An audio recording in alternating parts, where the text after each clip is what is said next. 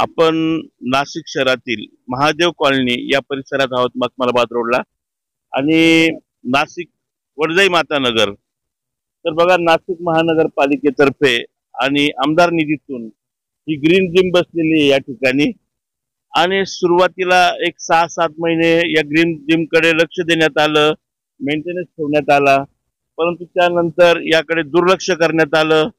त्यामुळे ही green gym जवळपास 8 ते 9 लाख रुपये खर्चून ही ग्रीन जिम या ठिकाणी बसवण्यात आलेली होती. नागरिकांचं नाशिक शहरातल्या आरोग्य चांगलं राहावं आणि आरोग्य चांगलं राहावं यासाठी नाशिक महानगरपालिका आणि आमदार खासदार निधीतून बसवलेल्या या ग्रीन जिम यांची अवस्था अतिशय बिकट झालेली आहे. अगदी भंगारामध्ये पडल्यासारखी अवस्था आहे. आणि या ठिकाणी ह्या जो मोकळा पेस आहे या ठिकाणी आपण जर का बघितलं तर ठेकेदारांनी कुठल्याही प्रकारे या ठिकाणी कुठलाही मेंटेनन्स ठेवला नाही किंवा काही ठेवलं नाहीये. संपूर्ण गवत या ठिकाणी वाढलेलं आहे. कुठलीही स्वच्छता नाशिक महानगरपालिकेतर्फे केल्या जात नाही. त्यामुळे मोठे मोठे गवत या ठिकाणी वाढलेलं आहे आणि सर्प, विंचू असे प्राणी देखील या ठिकाणी आहे. आणि आपण जर का या बाजूला जर का बघितलं तर रहिवासी क्षेत्रातली ही जागा आहे. रो हाऊस आहेत, बंगले आहेत आणि लहान लहान मुलं देखील या ठिकाणी खेळत आहेत. तर या ठिकाणी कधीही विंचू, सर्प हे जे प्राणी आहे याच्यापासूनही लहान बालकांना, नागरिकांना धोका संभवतो.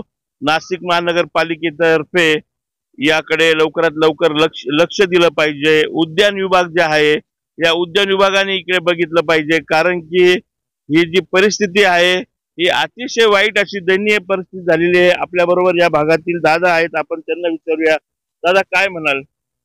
मी वेळोवेळी या परिसराचे जे प्रतिनिधी आहे त्यांच्यापर्यंत तक्रारी पण दिल्या आहे, परंतु हे पावसाळ्यामध्ये याची कुठल्याही प्रकारची स्वच्छता केली जात नाही. तसंच हे जे जीन्स तुम्ही आता दाखवले हे जशी लावून दिले तसे याच्याकडे कोणी पण बघितलेलं नाहीये. आणि इथं गवताचं इतकं साम्राज्य वाढलंय आणि तुम्ही जे म्हणता ते बरोबर, इथं बरोबर म्हणजे सापांचं खूप साम्राज्य आहे. आणि रस्त्याला दोन्ही बाजूला गार्डांच्या लोकवस्ती आहे आणि तिथे बारीक बारीक मुलं खेळत असतात. आता त्या मुलांना कसं आहे, आता बरेचसे बारीक बारीक मुलं असं त्यांना कळत सुद्धा नाही नेमकं हे काय आहे असं. तरी या नगरपालिकेने याच्याकडे लक्ष देऊन या ग्राउंडची साफसफाई केली पाहिजे. त्याच्यानंतर आम्ही मागे इथं ट्रॅकची मागणी केली, त्याच्याकडे पण कुठल्या प्रकारचं लक्ष दिलं गेलेलं नाही प्रतिनिधीकडनं म्हणा किंवा नगरपालिकेकडनं म्हणा. ही झाडं सुद्धा आम्ही स्वतः लावलेली इथल्या परिसरातील लोकांनी असं. त्याच्यामुळे कसं आहे, नगरपालिकेने लक्ष घातलं पाहिजे. त्याचबरोबर या एरियामध्ये पाण्याची समस्या ही खूप मोठी बिकट आहे. सकाळी फक्त मोजून अर्धा तास पाणी येतं, ते 2 हांडे भरले की पाणी चालल्या जातं. म्हणजे आपल्या कळंगळी इतकी सुद्धा धार नसते, एवढी पाण्याची समस्या वाईट आहे या एरियामध्ये. तरी वारंवार सूचना करून ही नगरपालिकाच्या दृष्टिकोनातून कुठलाही पाणी पुरवठा विभाग लक्ष घालत नाही. तरी पाण्याची पण समस्या लवकरात लवकर सोडवली पाहिजे असं. कारण आता काय सध्या प्रतिनिधी नसल्यामुळे आपण कोणापर्यंत जाऊ शकत नाही ना, आणि शासकीय यंत्रणा आपल्याला बिलकुलही लक्ष देत नाही असं. तर आपण बघू शकता, नाशिक शहर स्मार्ट शहर आहे, परंतु या स्मार्ट शहरामध्ये कशा प्रकारे उद्यानांची कशी दयनीय अवस्था झालेली आहे आणि याकडे संपूर्णपणे नाशिक महानगरपालिका आणि अधिकारी पूर्णपणे दुर्लक्ष करत आहे. आपल्या बरोबर हे दादा आहेत. आपण म्हणतो नाशिक शहर हरित शहर, सुंदर शहर आणि नाशिकचं नाव, नाशिकचं क्लायमेट थंड आहे, त्यामुळे देशातून देखील नागरिक नाशिक शहराकडे आकर्षित होत आहे. परंतु नाशिक महानगरपालिकेच्या दुर्लक्षतेमुळे शहराची आणि या उद्यानांची अतिशय बिकट अवस्था झाली आहे.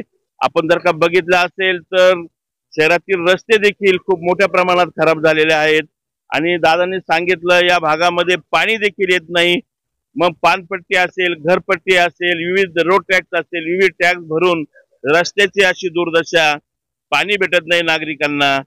तर अशी ही दयनीय अवस्था झालेली आहे. दादा आपल्याला सांगतील. दादा, काय म्हणतात? बाळ उद्यानाची थोडी साफसफाई वगैरे करून द्यायला पाहिजे महानगरपालिकेने. लहान मुलांसाठी वाटणारे वगैरे पाहिजे, वयस्कर माणसं आहे त्यांच्यासाठी काहीतरी वाटणारे पाहिजे. नाशिक जन्मसाठी चंद्रकांत हात्रक, मखमलाबाद, वडजाई नगर येथून.